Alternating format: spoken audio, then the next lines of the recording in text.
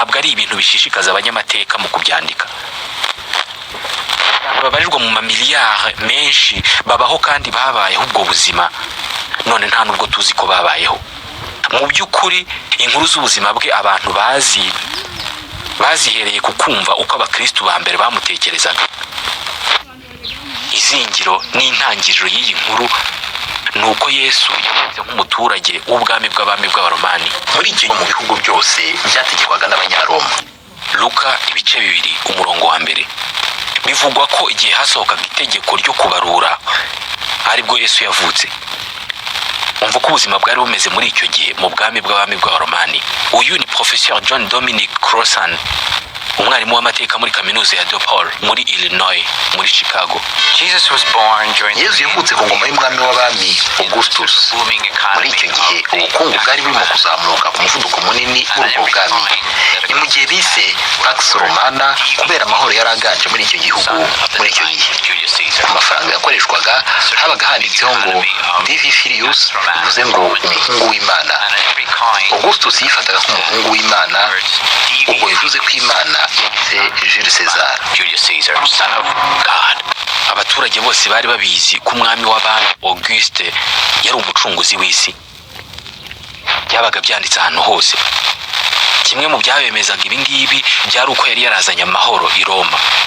Umva ko bamuvugaga, uyu ni Augustus Caesar, umuhungu w'Imana ugiye kugarura igihe cy'amahoro, ituze n'ubutunzi kandi akagura ubwami bwe. Ubu bwami bw'abami bw'abaromani bwafataga hari inyanja ya Mediterane uyu munsi buhereye mu majyaruguru ya Afurika bukagenda bukagera mu burengerazuba muri Espanye y'uyu munsi. Mu burasirazuba bwaragendaga bukagera mu Misiri, Turukiya, Ubugereki na Palestine. Aha muri Palestine niho Yesu yavukiye ku butaka bw'ubwami bw'abaromani ahitwaga Yudeya. Aha yavukiye hategekwaga n'umwami witwaga Herode. Ubwami bw'abami buba bufite umwami w'abami utegeka abami bose nabo bategeka ubwami bugize ubwo bwami bw'abami. Ni nk'uko uyu munsi leta ziyunze ziba zigizwe n'intara cyangwa se izindi leta ziyorwa n'abaguverineri, ariko nabo bayoborwa na perezida uyobora izo leta ziyunze. Mu bami bategekaga ubwami bwari bugize ubwami bw'abami bw'abaromani rero harimo n'uyu Herode wategekaga Yudeya. Yesu yaje kwisanga yavutse ari umwe muri rubanda rw'uyu mwami. Holland Hendricks ni impuguke mu birebana n'iyobokamana. Yudeya, umwami Herodi yarahagarariye Roma muri ako gace. Niwe wari ijwi rya Roma muri kariya gace. Bitekerezwa ko ari we mwami ukomeye wabayeho muri Isirayeli kuva Bibiliya yakwandikwa.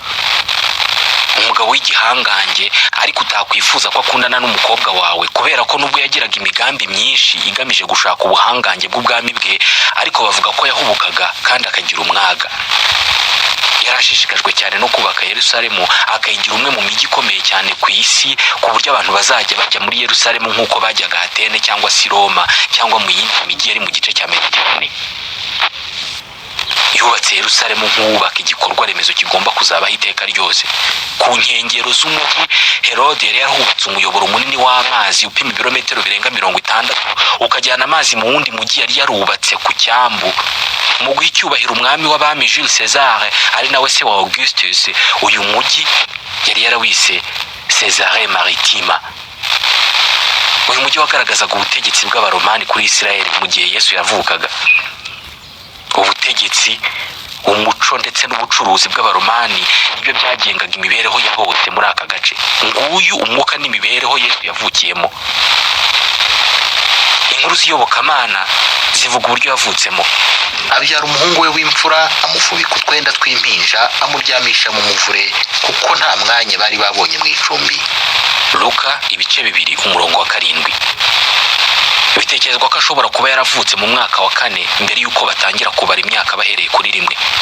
Impamvu bavuga ibi ni uko umwami Herode yapfuye mu mwaka wa 4 kandi Yesu yavutse uyu Herode akiriho.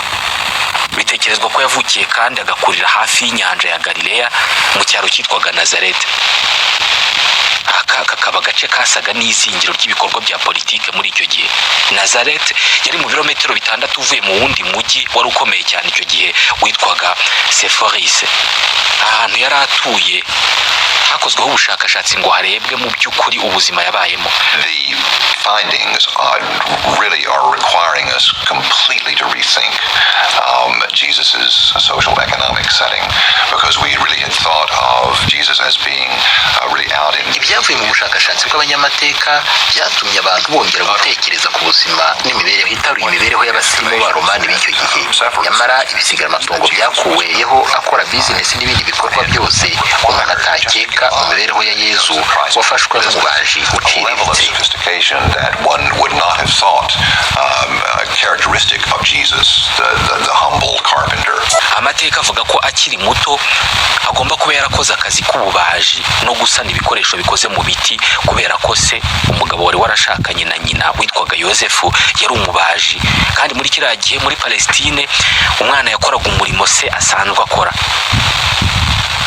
Abanyamateka bashidikanya ku mibereho ya Yesu y'uburyo yaba yari umwana wo mu bakene, nubwo Bibiliya muri Matayo igice cya 13 guhera ku murongo wa 54 igaragaza ko abantu bo mu gace k'iwabo bafataga umuryango we nk'uw'abantu baciriritse batanafite amikoro ahagije.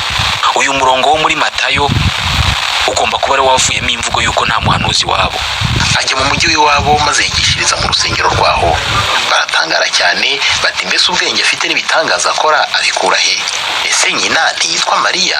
Abavandimwe be se si Yakobo na Yosefu na Simoni na Yuda? Mbese bashiki be bose ntiduturanye? None se biriya akora byose abikura he? Ibyo bituma batamwemera. Yesu niko kubabwira ati, nta handi umuhanuzi asuzugurwa uretse mu karere k'iwabo niwe mu rugo. Izi mvugo z'aba baturanyi zigomba kuba arizo abanditsi bahereyeho bavuga ko iwabo wa Yesu bari abakene. Imwe mu mpamvu abashakashatsi batekereza ko iwabo wa Yesu batari abakene nk'uko bitekerezwa, nuko iyo bavuze umubaji abantu benshi batekereza umukozi ufite ubumenyi bwinshi bwo gukora ibikoresho byo mu biti, akaba umuntu ukora cyane kandi winjiza amafaranga menshi. Mu bice byo muri Amerika y'Amajyaruguru ababaji benshi baba bari mu cyiciro cyabo hagati mu birebana n'amikoro.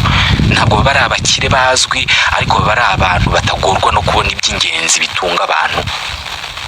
Gusa ku rundi ruhande ntabwo ari igitekerezo cyiza kubakira ku mibereho y'ababaji b'uyu munsi ngo uvuge ko imibereho ya Yesu wavukiye mu muryango w'ababaji yari imeze neza. Yavukiye i Nazareti akajya muri uyu mujyi gushaka imibereho nk'abandi bose. Bivugwa ko yakuriye muri uyu mujyi hafi y'isoko. Agomba kuba yaranavugaga indimi nyinshi nk'uko byizerwa na Professor Eric Meyers wigisha muri kaminuza ya Duke. Ntabwo washobora kubaho muri icyo gihe ngo ugire icyo ukora haba mu kazi gasanzwe cyangwa mu isoko utavuga Ikigereki. Ntabwo ntekereza ko umuntu wari ku rwego nk'urwe yaba atarazi kuvuga Ikigereki. Yesu yavugaga indimi 3. Yabaye mu muco w'Aba-Arameya ndetse n'uw'Ikiyahudi. Yari azi ubuvanganzo bw'iyo mico akongeraho n'Ikigereki yari akeneye cyane kugira ngo ashobore gukora akazi ke k'ivugabutumwa. Uyu mujyi wa Sepphoris nubwo wari wiganjemo imico y'Abaromani n'Abagereki, ariko wari umujyi w'Abayahudi. Yesu yakomeye ku myemerere gakondo ye ubwo yavaga i Nazareti agiye guhinduka umuvugabutumwa. Atangira kubigisha agira ati, ntimwibwire ko nazanywe no kuvanaho amategeko cyangwa ibyanditswe n'abahanuzi. Sinazanywe no kubivanaho, ahubwo nazanywe no kubisohoza. Matayo igice cya 5 umurongo wa 2 n'uwa 17. Yari umuyahudi kubera ko nyina yari umuyahudikazi, avukira mu gice cy'Abayahudi.